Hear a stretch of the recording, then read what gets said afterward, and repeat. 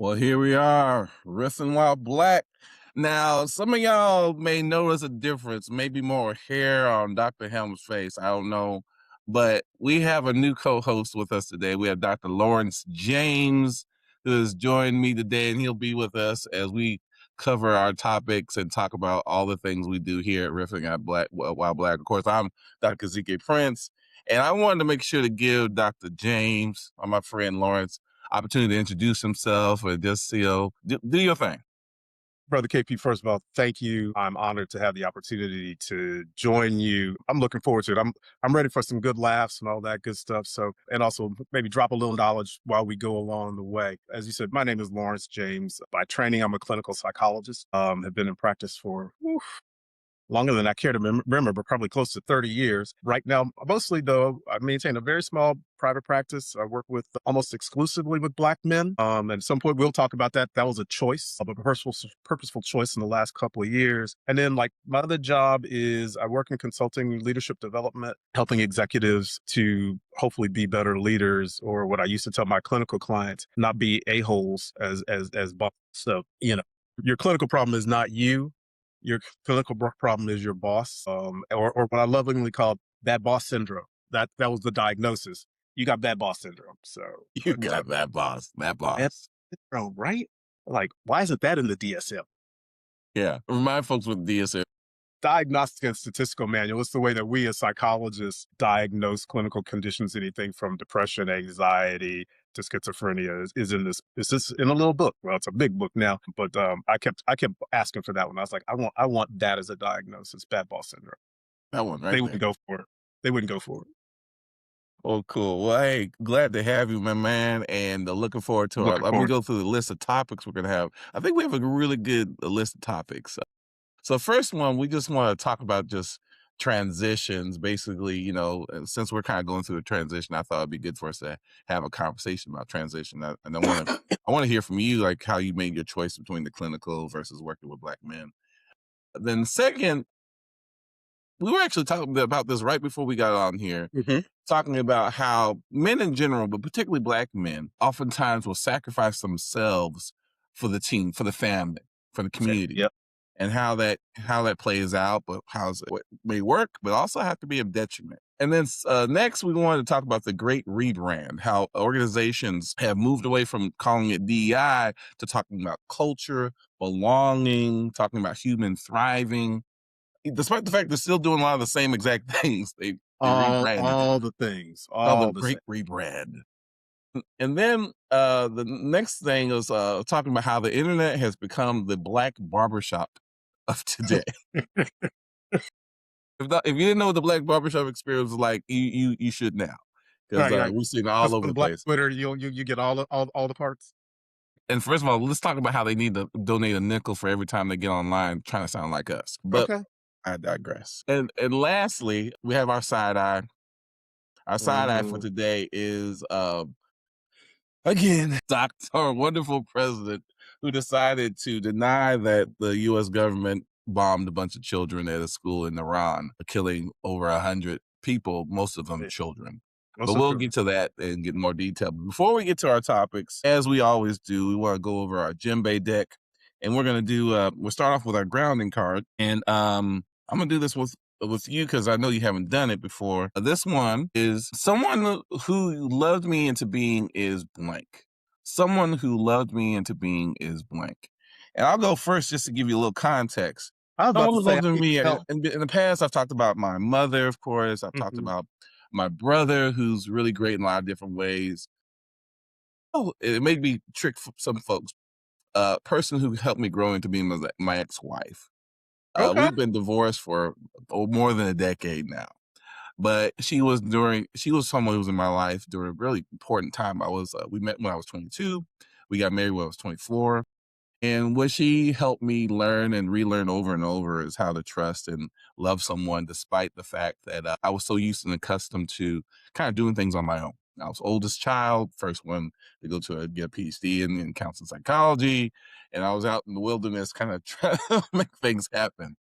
But through that struggle and through not just, my PhD, finishing up my master's degree, getting married, having kids, she was there, a trusted friend and a supporter through some really difficult times. And so she loved me in a way. I think at that point in my life was really, really important. Yes, things didn't end well as far as our relationship, but we maintained our co-parenting roles, and we have like a 30-minute limit on how long we could talk. Not because we hate each other, but just like we do We good. best under these conditions. Yeah, yeah, I get it. I get it. And so we have That two 30 beautiful second minute gets adults. to be Yes, yeah. But that's my well, the person I'll say who helped me love me into being. So how you want to go next? sure. Well, I'm a cheap. Think I'll start with the person who helped me to grow into being is my dad, Lawrence James Sr.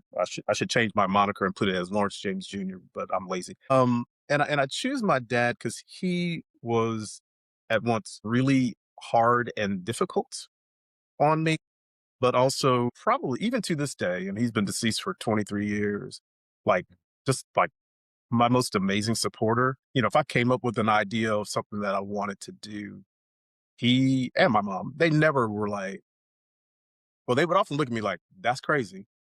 I don't know why you want to do that. But in the same breath, they would never say no. I mean, they would just always be like, Black talk about side eye. I'm like, they give me the side eye, like, really? But they're like, okay. And usually the conversation was in with, I don't know why you want to do that, but how much is it gonna cost? That Go was respond. it. Yeah, exactly. But it was like, you want to get a PhD. They're like, oh, you can do that, but in quiet ways. And probably one of the best thing my dad ever told me. He's like, you don't get a lot of friends in life, and he goes, when you do, he goes, nurture them, treasure them. He's like, the bonds that you have with your friends are lifelong, and that's a lesson I've always taken with me. I mean, I don't have a world of 1,000 friends, but the few friends that I have are like the people who are closest to me. So he just taught me a lot of valuable lessons. Even though, like I said, he passed a long time ago, he sort of sits on my shoulder. So he's right here with us, and I always feel like he created the foundation of who I am as a person. So yeah, Beautiful. That's beautiful to hear. And what you make me think about is as we kind of transition to this conversation around those kind of transitions, mm, I wanted to hear more about. I mean, you talked about this person, your father, who's another black man who's really important in your life. Makes me wonder about how did you choose to work only with black men in your clinical work? yeah, that's a great question, and I'll tell you, it's only been in the last like 3 or 4 years. I think a lot of it has to do with my own evolution in thinking. As a clinician, I initially started out loving the individual work and the impact that had, and I was like, and I was trying to make some money. So let's be real too. I was like, we gonna work with anybody who come through the door, and that was true for a long time. But when I transitioned into consulting, and I still maintain my practice, I just got to really thinking about my impact in the world. And so working with corporations was about broader impact. And then when I left my consulting company before I started my own, I was really thinking a lot about what I wanted to have impact in the world. So not just in a corporation, but I'm like, how do we help change the world? And in particular, I'm interested in how do we help change Black communities? So I was thinking of this like grand plan of what that looked like, KP, and it wasn't coming to fruition. Let's be and so I was like, okay, you're in this in between. And it dawned on me, lots of things come to me when I'm out running. So I was out jogging one morning and I was like, I'm gonna transition my practice and I'm only gonna work with black men. And it was one of those weird things because I hadn't really been thinking about it. But after I said it, it made sense to me. I was like, you want to have impact in the world.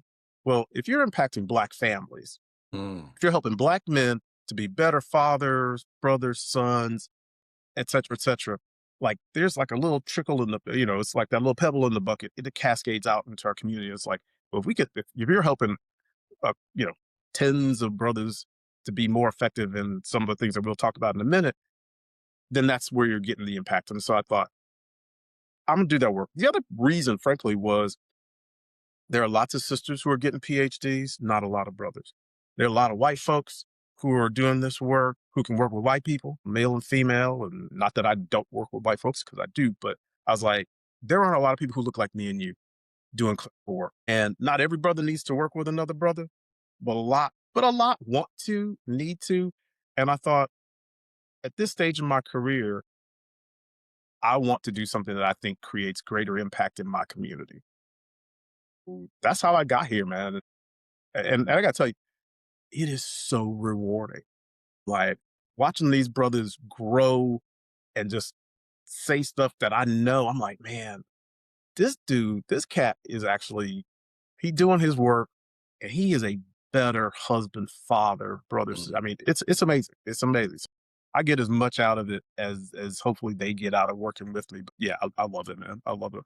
I'll be honest, what I really like about what you said, because it makes a lot of sense what you're saying as far as how you landed where you are. Well, but it makes me think when I step back a little bit, what I think about is how people, when they think they want to make an impact on the world, they think bigger, they think Yep. broader, right?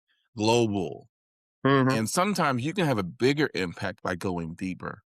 And Yeah. that's how I heard what you talked about is here's a slice of the world that I'm familiar with, and this is a challenge or problem I wanna solve for. And yeah, I could work with all kinds of folks. Matter of fact, I could do all these other things, but where I really wanna have an impact is digging deeper in this Hmm. area. Sometimes I think people forget about the depth over the breadth of the challenge that people are Yeah. trying to face. And so when you have that Hmm. depth of opportunity, it can be really, really powerful. I really love what you how you came out. Yeah. I think you're right. And look, where when I started thinking about I wanted to change the world, it was the big grand plan. And like I had this idea, and I'm still playing around with it. But while I'm playing around trying to figure that out, I was like, opportunity lost. There's just stuff that needed to be done that I didn't feel like while I'm waiting till, the magic happens and my brain comes up with some brilliant idea that might never come. Like, here's something, you know what I mean? I was like, I'd like to think I'm really brilliant, but maybe I ain't that brilliant, to come up with that, great idea. And I'm like, here's a step along that progression. You know, if that's the path that you're on, how do you do that right now? And the irony for me, KP, was when I was thinking about it, this my approach to therapy largely is kind of a step by step process. It's like how do you, learning, emotionally to be, emotionally intelligent and all these kinds of things, Mhm, and testing, different ways of being. And so this for me fit is like, oh, this is a test, you mhm, know, for you. Is this a way that you could kind of work to change the world if within your own space? And it felt like it is, mhm. I mean, God only knows if it is or it isn't, but, I mean, we trying, brother. We We trying. we trying, we trying. I do wanna highlight the transition we're going through. Now, you might notice that my brother here is wearing a sweater with a zipper in the front because he's in Chicago freezing his ass off, and I'm It's down cold. here in the great state of Texas, Austin, Texas, the land of pretty women with dirty feet, pretty white women. And the other thing they say about Austin is it's kinda like a white Atlanta. Hold on. He said, "That's too I much." think I need more than a minute for that. I'm like, the white Atlanta. All the thrills and wonders of Atlanta, but for white folks, the great city. I am dumbfounded. That's all I got. I'm like, And hmm. so I say that to say because 'cause we're both in 2 different cities, the connection here is that, we actually all I think you knew, Kathy before I did, but I we didn't. all met each other at the Association of Black Psychologists. We convention. One memorable one is when we went to, California and went on a went on a wine tour in Napa Valley. It was about, I don't know, 10 of us in a Oh limousine my God. Packed in the running around. limousine. Yep. Oh my God. That was one of the best days ever. I mean, one, it was like all these bushy black people cramped into a little old limousine, trying to get out and get a drink on. And the funniest part, I hope Kathy won't mind me saying this, on the way back, because I told everybody that we were going to eat. And as you remember, there wasn't really any food. Mm-mm. There was a Cheese whole and lot of wine, but crackers. not peas and crackers. And like we were on the way back, Kathy's like, I gotta eat. I'm like, Kathy, we like 20 minutes from the hotel. No, no. And like 10 of us roll out and we're like, we're gonna stop for Kathy. And I'm like, okay.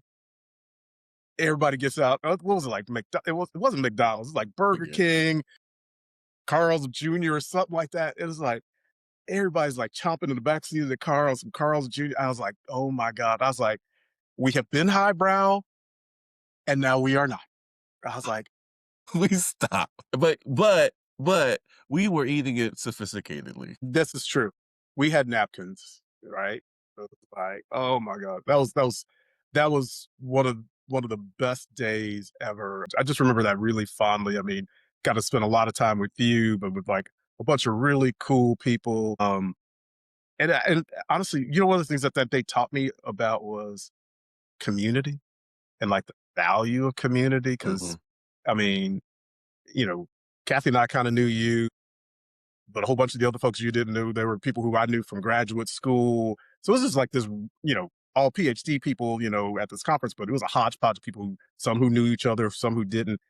And everybody got along amazingly well. We had some Mhm. great laughs. I mean, relationships were built. And it's like, yeah, I mean, there's a way that we as a community can and do work well together. And so how do we begin to nurture that? Yeah, you're right. And it reminds me, it's been a long time since that conference in California. I Oh my mean, I don't know if it's God, been yeah. quite 20 years, but it's definitely been It's something 15, close. Yeah, oh, 15 at easy, least. easy, 15. easy. So we've known each other for quite a while because we've met before that conference at some other, I think there was Atlanta conference, and those Mhm. I won't even talk about the one in Miami. Miami was off the chain. Yeah, Can't yeah, talk well, about that one. yeah. Keep that one. Well, and I don't know if you remember, we met in Houston, uh and I had the gumbo party. Yes, Well, yes, I yes. made my mama I didn't have it. I made my mama, who was living in Houston, make gumbo for all of my friends and came down to the hotel with gumbo, and we had a little gumbo party in the room, which was crazy in and of it. That was good times. That was good times. We had to bring the conference back down south. Man, you look, my mama's still kicking it, so make some Cool. gumbo one more time. You never know. Well, let's hit this other topic, which I think is important. It's kind of funny how we brought it up right before we got up, but this Mhm. one about, and this is based off of the conversation we're having with Tua. I forget how to pronounce his Yep. last name. You remember? Tagovailoa. Yes, and he's the outgoing quarterback for the Miami Mm. Dolphins, and he used to play for Alabama. So I have a particular disdain for him since I went to Georgia. We don't gonna go there. We don't have to bring up the past, so we'll leave it at that. But We don't then leave that, if put that on y'all the if side, y'all and if y'all remember, this dude's had like 2 or 3 major concussions where we both were like, "Maybe you need to retire." Now, right? the reason he's in the news recently is because he got transferred or traded to Right. the Yeah. Atlanta Falcons. But the conversation, Lawrence and I got into was, "Wait a minute, there is this mentality amongst Black people, Black men in general, but Black men in Mhm. particularly ones who play sports, and you see this Yeah. too often, where we feel this need to sacrifice not just our time, but our bodies, Mm. our resources, oftentimes to our detriment, where we can't see, speak, hear nothing by the time we hit our 50s, right? We have money and maybe we have some resources, but I can't enjoy it because my body's jacked up. My Jacked up. mind's not right. And we do it happily sometimes because it's like, well, I wasn't going to live that long anyhow, or I need to do this for my family because if I didn't do it, we would have been this. And so we come up with these rationalizations for why we sacrifice. As a matter of fact, I have a good friend of mine who says, I'm like, bro, we getting fat. We need to lose some of this weight so we can be around for our kids. He's like, oh, I'm going to probably die anyhow, so it's all good. I'm like, huh? What? Why are you trying to manifest that? And I don't know. So I want to hear your thoughts because I kind of get frustrated with this idea that, don't get me wrong, yes, we do sacrifice things, some aspects, right? Absolutely. But to the point where we're like, we can't even contribute our wisdom, our excellence, Mhm. our God given genius anymore because our minds are gone. Or physically, we can't be present anymore. And so this idea of sacrificing just seems, and we're making this decision when we're in our 20s or earlier. And so I don't know. What do you think? I mean, I don't know. I get a little, I don't know, frustrated. That's a good word for it. I mean, because some of it just feels kind of crazy, and it's I use this concept a lot in my therapy work. I'm like, and it's centering self, like, and the first thing that comes to my mind is as we were talking about that is you are decentering you and centering a role. father, husband, whatever, as being more important. And it seems to miss this piece of those are roles that you play in your life. They're not you. Oh, So critically, I think a part of it is if you don't have a real sense of who you are as a person, as a man, the good and the bad, then I think you can fall into the tropes of this is what a man's supposed to do, or this is how a man's supposed to do. And look, I ain't gonna lie, I'm single. I have never been married. To this day, my mama still says to me, "Boy, when you gonna get married? Because you need somebody to take care of you." And I'm like, Shirley, I have been taking care of myself, cooking for myself for the last 40 some odd years. Basically, ever since I left your house, I've been taking care of me. I was like, so I, I, I hear you. I want companionship, but I don't know that I actually gotta have somebody to do these things. And so I think we bought, you know, whether it's religious, whether it's cultural value, we bought this notion of a man is supposed to sacrifice and do all these things. Look, some of that is unexamined and killing people. I mean, when I listen to you talk about your friend, that's what I hear. I was like, okay, you're not examining, and it's a choice. And maybe I'll step back. I think maybe one of the most critical pieces of this conversation is you are making a choice.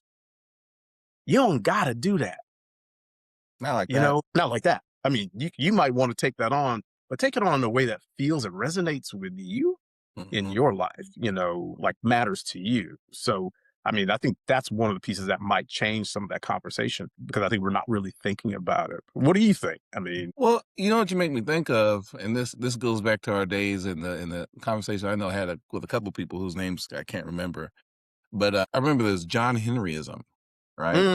mm, hmm, And if you don't know the story of John Henry, it's a fable based off a black man who had a contest between him and the machine. yes, And he beat out the machine. It was basically a railroad worker, and he was yep, putting in spikes in the railroad. And he basically, and so these white people came with this machine. It was supposed to be bigger and better than John Henry, right? But John Henry was the shit. He was like just tearing shit up. And the great thing about John Henry is that when you listen to the story, at least when I did as a kid, I was like, John Henry won. He beat the machine. He beat the that's white right. folks, right? That's the story. Yep. But then he dies. Then he died. And you're Right. like, wait a minute, hold up. That's not, oh, wait, shit. Like, oh, Wait a minute. He not like, supposed to you're like, die. that went left, right? Like, But that's the story we're hearing from our that's the story. brothers, right? Exactly. You're glad to celebrate them when they get the touchdown, That's hit the right. hoops. I mean, look at Tiger Woods with all the stuff he's gone through. But I'm not saying this is his situation. I'm just No. saying at the end, we're cheering for them. But Yes. then they die early, young ages from drug use, from Yep. abusing their bodies. Yep. They're not, I mean, I'll use MLK as a good example. I mean, Hmm. he didn't get to be around for his children, not just because he passed away, but even before that, he Right. sacrificed his time So, where his kids don't even know him. They know him through the stories right. that people tell about him. Hell. Exactly. And so Exactly. those, but again, it's expected. And so it's That's right. almost very different versions of the John Henry fable, which was told Fable. for a reason. It was a Yeah. story of watch. Right. Right. Right. And here we are Well, cheering it's a on story John of watch Henry, out. right? Right. But that's the piece that people forget, the watch out part, right? What they hear is, and I think the fable wants to tell about great sacrifice, right? And it's also in a puritanical way. Work hard. And in fact, even when you play it out, work till you die. Um, your effort, your energy, your work is the only thing that matter, right? Because there ain't no family in that story about John Henry.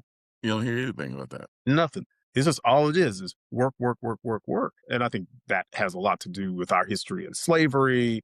And there are lots of things that I think play into that, but that isn't necessarily the story today.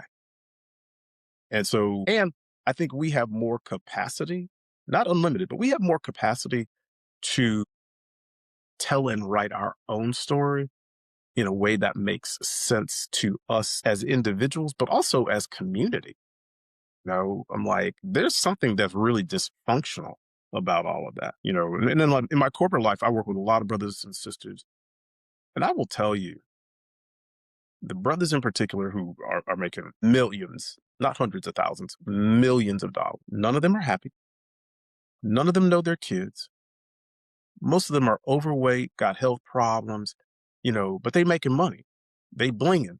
And at the end of the day, question I'm often asking is, I'm like, are you happy? And invariably they're like, they give me a look like, don't go there. And it's like, quiet as kept. No, but I got to keep making this money because and I will say the money becomes the identification of who you are, right? Worth. That's your worth. Is my worth is I made money. And we hear this sometimes. Sisters are like, I don't want to date no man who ain't making, six figures, as if that's, a marker of his, well, I guess maybe for some it is a marker of his value. And I'm like, and that's a part of actually when I'm working with brothers, I'm trying to fight that perspective. I'm like, you're more valuable than just the paycheck. I'm like, Yes. I mean, this with your kids. Your presence with your kids has made a world. I've met your kids. I've seen you with your kids. I know this to be true. Your presence with your kids has always made a difference. I hope so. I And always do. I know you got something right because guess what? Your kids are grown ass adults. They still talk to you. They still hang out with you, right? They want to be in your world. Yeah. That to me is like, mm, this brother figured out something and got it right. Little something. I mean, I'll be honest. I feel like a little kid in a candy shop when like my daughter, my daughter's here in Austin and my son's Hmm. up north. But when my daughter she'll just come by unexpectedly with her little code. And she'll come in the house, and I'm just like, "Hey, baby, how you doing?" It Uh-huh. Right. warms my heart. It's a Exactly. beautiful thing. I mean, that's amazing because that to me becomes one of the markers where as a parent, you've done something right. She ain't coming over because it's Father's Day, it's a holiday, it's a random Tuesday. It's like, Pops, I just wanted to see how you was. I wanted to come and catch up with you, hang out. And ask me a lot of questions like, "Are you getting sleep? Are you wearing your CPAP? You taking your medication?" I'm like, "I sleep around." Right. You're a little worried about my daddy. I'm like, I need him to be around. So can you do better, Father? Let's stay on your stuff. I think this is a good point for us to transition to another topic because I think we can talk about the great rebrand next time. Hmm. The one I think is really kind of connects to this topic is the internet is the black barbershop of today. I mean, I've gotten on so many different, part of my preparation for this, Hmm. for our podcast, specifically with the podcast in general, I started looking at other people. I mean, I think For during sure. pandemic, every athlete you can imagine has a podcast. Oh my God. Everybody cutting. I mean, everyone has a podcast, right? And Yeah. and what I love about them is that it's now some of y'all in the audience are haters, and so you're gonna notice I don't go to the barber shop very much, and I feel like you're judging me because of it. But you know what? You can kick rocks. Right. But my experience before going to the barber Right. shop was Back very in the much day. like this. We're sitting Yeah. around telling jokes, telling stories, Oh, stories. sharing experiences. I mean, the internet is the biggest barbershop in the world. It seems like. It does. You know, I think the tough part though is Black Twitter be going in hard. It's like, oh my God. I was like, you're bleeding out. I was like, Jesus. Did we need to go on 15 to start? I'm like, could we walk up to it? You know what I mean? I was like, this is what I just don't remember the black barbershop being, I mean, that critical. It was critical, but that's next level critical. It's like, earrings coming off and like, I'm like, ooh. I don't know. I feel like the criticism was always there. We just waited for the person to leave the room. They like literally like I remember. Okay, one example is now for some of y'all who know I live in East Austin, and East Austin traditionally is where the black and brown people have lived. It's Okay. not quite true anymore, but we're here. All right. So I'm in the barbershop with the brothers, and it's just usually the mom drops the kid off and the Hmm. auntie and blah blah blah. So one day this brother walked in. Now he clearly had like a blue like not rag, but like a handkerchief, and he had blue different outfits on. And Okay. what I was told later on, so he's definitely Crip. And Okay. so I he was about to say, came in. Yeah, so he came in. He's didn't have much to say. Gave about a hmm, dap. Says how many got in front of you, but he's kind of like a little different than everybody else in the room. right. And so he Right. asked him, and he says, "Well, I'm about 4 or 5 deep." He says, "All right." So he saunters out. He waited for and the barber who owned the place, he waited for the door to to Close. close. He goes, "I don't know about y'all, but I was scared." And The we truth come just out all later, you bust like, out "Ooh, because literally the guy Lord." walked in You and like, the whole barbershop just said, "Swoosh." Like, I "Just didn't know stop." what was going on, but apparently everyone else did. It just whoosh. Right. Whoosh. You like, "Okay, okay." You feel that energy sometimes. You like, "Ooh, Lord." You're like, "Okay." Yeah. Yeah. It's funny though, when you think about sort of and we're focusing to some degree maybe on the parts of the black barbershop, while the internet, that can be destructive. There are parts of it that are really useful and helpful, I think, Mhm. Mhm. not only from learning, but just the communication. I mean, it is a weird community, but there's a can be, and not just going in on folks, but a sense of community, like, where too much of it probably is bad, but it decreases, I think, some of the isolation that many Definitely. of us can feel out in the world. I mean, let me be very clear as a clinical psychologist, I'm saying this right here indirectly. Getting out and connecting with real people in IRL, in real life, is super important. Yes. So let's go and do that. You know, Mhm. them little Japanese boys sitting on the internet all day, they ain't getting no sex, they ain't having no relationships. I mean, so it ain't all great, but I think it can be a place for curating community, but I think you have to be very intentional Right. as well. Well, it has to be a certain depth too, because if it's all superficial, it's all Yeah. just commentary, but no actual Mhm. connection where people Mhm. actually see you and understand you on some level. Yeah. I Yeah. mean, the whole point of going to the barber shop for a lot of people was just to get out the house. It was to make a connection. Was to talk about, hey, how's your son doing? Oh, he's doing great. Mhm. What's going on with your wife? Oh, yeah, but it was just, and then maybe watch a movie together on TV. Depending on how many hours You you're gonna wait. be there. Right, while you waiting. While you waiting, right. And let's be clear, the same thing happens at Black women's beauty shops. The The same, beauty shop. Oh, yeah. maybe different conversations, but they're there for hours too, so they got plenty to talk about. No, but I mean, think about where in your life do you spend hours talking to people, and especially people who aren't necessarily your family or your closest friends? I mean, it's and it could be different perspectives. It's like, okay, well, I don't necessarily think that way, but it's interesting. I used to love going to the barbershop way back when I went. I wasn't the gangster like brother who walked in with the blue hanky, uh, but I was the silent one in the room because I was like I didn't go often enough to be like a known entity, but I would just sit and listen, and it was fascinating. I'm like, and my takeaways were all some things you talk about. I was like, I was amazed how much these cats knew about each other's lives. There was dudes up in there who weren't even getting their hair done. They was just like, this is just a spot to hang out and talk ish, and Mhm. it's like, okay, I'm just here hanging out. And but I love the connection and the Yeah, camaraderie, and yeah. I think, if we could curate spaces like that in a space like the internet where, you're building real connections and community, man, there's something beautiful about that. Oh, it's Yeah. beautiful. Matter of fact, what you made me think of is that movie, that Disney movie, and Disney's not always a good go-to, but the movie Soul, where Jamie, Yeah. Foxx was the voice, there was, Hmm. several I scenes actually like of that his one.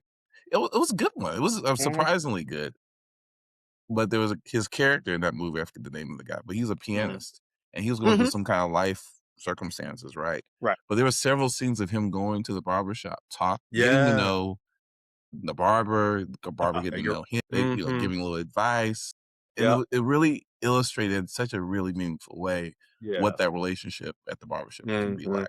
It doesn't have to be it's a totally superficial thing, Yeah. bunch of shit talking all the time. Shit, you're right. Exactly. But yeah, and I think those spaces and the black barbershop in particular is always interesting to me because I think it demonstrates how men and specifically black men do community. I mean, because it's women when they're engaged in community, in my experience, it's like there's two, three, four, five of them, but they're all looking right at each other. They're really, that's not how men do conversation in community. Like the game is on, you watching the game, you bullshitting around, you go deep into some like really heavy conversation. Man, my woman cheating on me, and you having all this conversation, and then something crazy happened in the game, and everybody's like, "Oh," right, lose their mind, and and you go right back into the conversation. Yeah, yeah. Last weekend, you know. Exactly.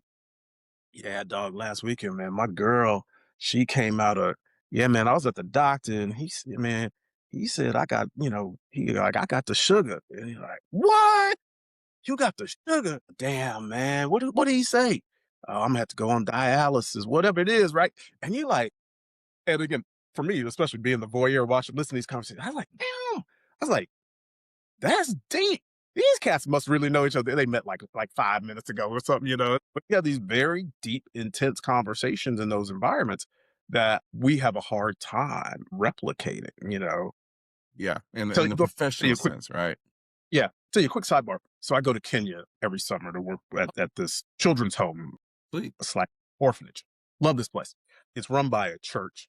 Now, I'm not particularly churchified. That ain't really my thing. But since it's the church, I have to be in the church, and so I get invited to sit with the elders of the church. It's black. It's Black American barbershop. They have some of and they speak in English mostly for my benefit, but they have some of the deepest conversations. I'm like, but it's the same kind of thing. There's some laughing and joking. There's some eating. You know, there's some Bible verses, but it feels very familiar to me as an American, because I'm like, oh, okay, this feels very similar to how I have watched Black men do community my whole life. So I think there's a cultural congruence that we're talking about with the Black barbershop, with the internet, how some of these conversations go, that it just kind of permeates through kind of life in different kinds of ways. Beautiful, and I think when we respect that, we understand where the spaces where we can thrive and grow, and not Yeah, forcing another template on how we should or shouldn't yeah, do, or saying black men don't talk to each other. I'm like, no, we do. We just don't look we do quite maybe the way that you're expecting, but we talk. exactly, I mean, when I think about exactly. the group of friends I get together with on Fridays for happy hour, we Hmm. all have different relationships with each other, but we Hmm. clearly talk about things and we have sidebars and call Hmm. each other on the phone. And so we Yeah, maintain these relationships. And so if you're a spectator looking at it, you might be like a little confused. right, But exactly. in reality, these are other dynamics that are going on that I think sometimes get That's right. missed that are really important.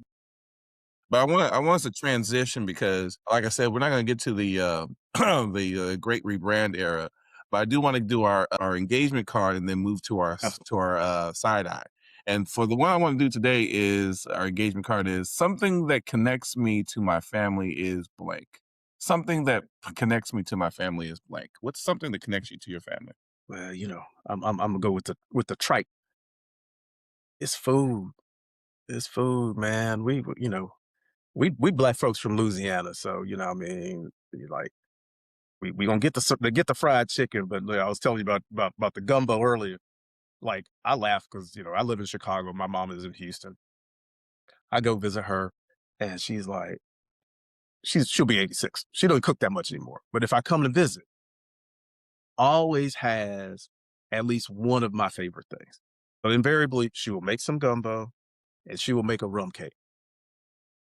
And it's like that, that's the connection. She may not have made it for 4 months since the last time I was there, but if I'm coming, she's like, she gonna make my favorite foods, and that's her love. It's like, okay, my baby coming, I'm gonna make him some of his favorite foods. I mean, so and then I'll put my bid in. See, I'm like, mom, I'm like, you gonna make some gumbo?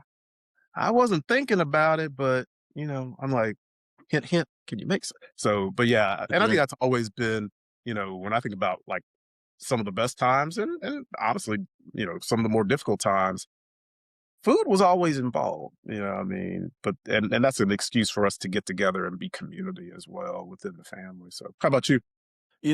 food I think, is an easy one, but it resonates with me. What came to mind for me is, I come from a pretty big family that who my father's side of the family actually, I won't say originated, but a good chunk of them came out of Louisiana to Houston, Okay, so there's a okay, connection there. But, nice.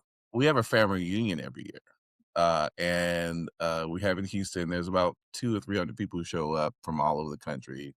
Uh, Mm. but one of the things we've been doing the last 2 or 3 family reunions more is getting one of our cousins decides to reserve a bus, and we take a bus, and basically this is our party bus.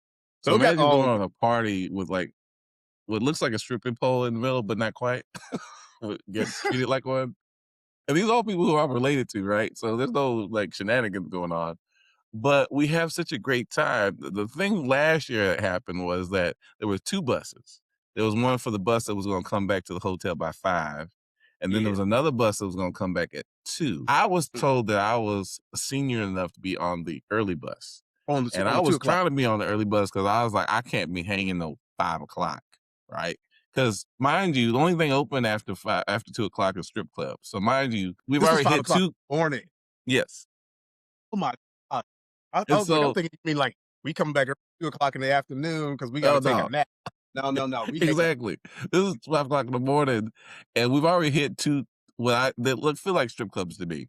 But now it's after 2 o'clock, and all there is open are strip clubs. That's true. So, hey, imagine hanging out with your family, all this partying and stuff, but Right. we're talking, we're catching up, we're doing all the things that, I love maybe we it. didn't have time to do earlier at the Right. banquet or at the picnic, Yeah, I but we can love now it. spend an entire day with each other, and it makes me feel connected to them, and I really am so Mhm. honored to have that time, and it's kinda funny to tell the story. "What'd you do with the family reunion?" "Well, we hit about 2 or 3 strip clubs." Strip clubs, right? We went out to the club. But it's a Grandmama and beautiful them thing, came. and I relish those moments with them to catch up because Yeah. oftentimes I don't see any of them for the whole year, and some of them I may have Yep. been more than a year, so it's good to Yeah. have that time with them.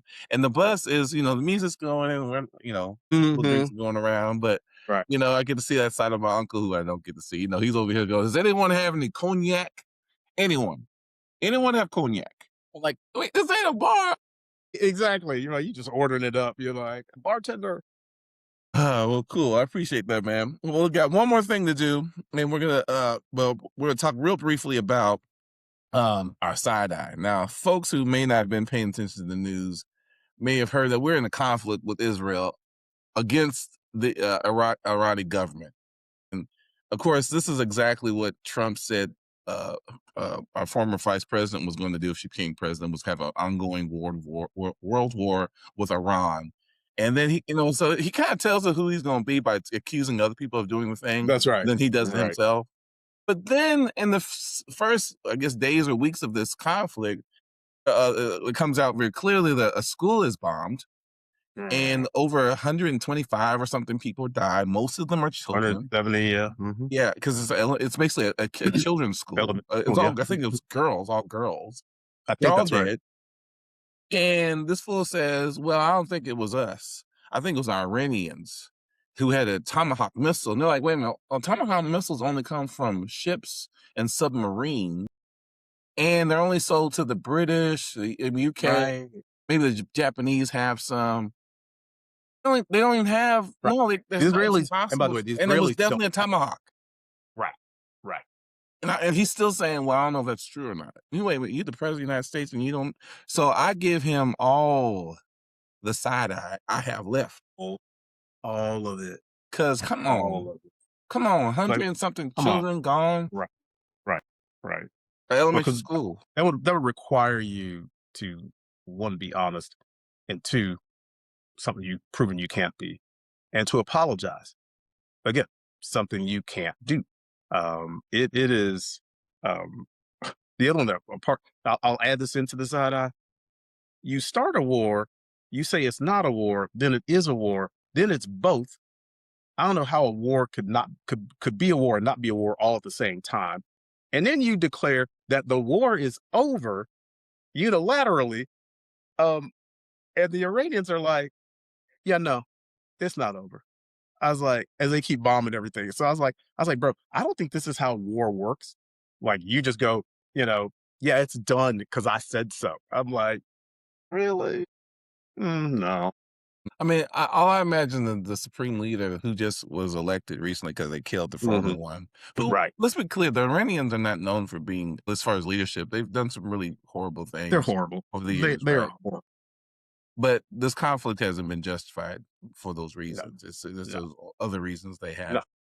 But all I imagine the new because he's a little younger, of course, than the dad. Mhm. I just imagine him coming in office going, right? Like, come on, man, with this bull. Just Come come on, on. man.